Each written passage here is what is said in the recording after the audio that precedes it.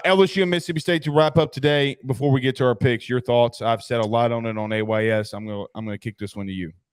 Yeah, I really think that very similar vein of the Tennessee-Florida game here for LSU, where I have labeled Mississippi State in the way that I've ranked them coming into the season as one of the weaker SEC teams. They dealt with a brutal offseason. The transfer portal was not kind to them.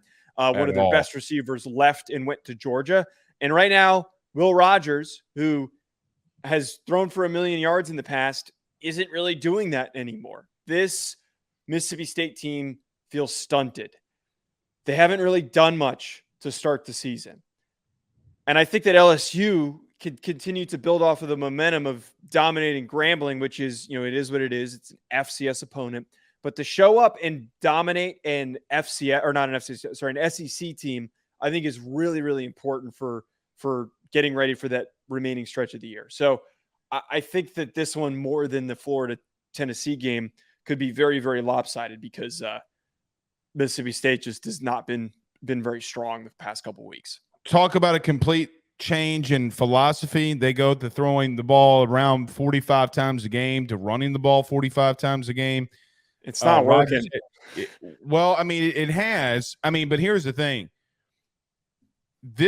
Joe, they had 4 turnovers in the first half, meaning Mississippi State, and they only scored 14 points. And this is what happens when coordinators worry more about one side of the ball than the other. Arizona had a 19-play drive, and Zach Arnett admitted that he was scared that if they go 3 and out, that his defense would have to be back on the field. That you can't play scared. Like, if you're going to admit to playing scared, you don't need to be in that position. Like, you have to. You're not a DC anymore. You're not. Mm-hmm. You're a head coach.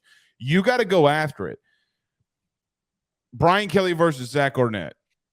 The question becomes, has LSU continue to progress offensively and defensively like they did last week? How much did getting Mason Smith come back? We'll see. I'm going to throw this out there. A year ago, around this time a year ago, there was a guy named Harold Perkins that started emerging. See if it happens again.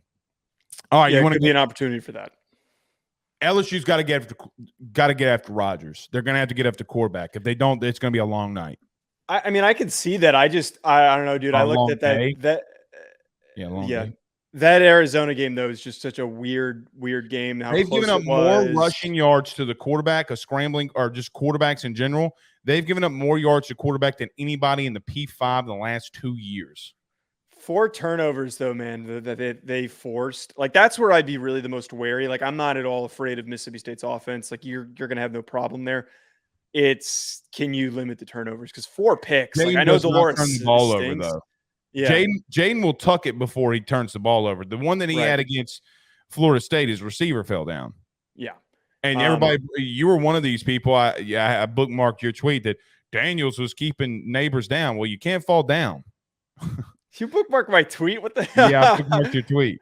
Jeez. Okay. I'll be on the lookout. I was too pissed off to because LSU was about to give the game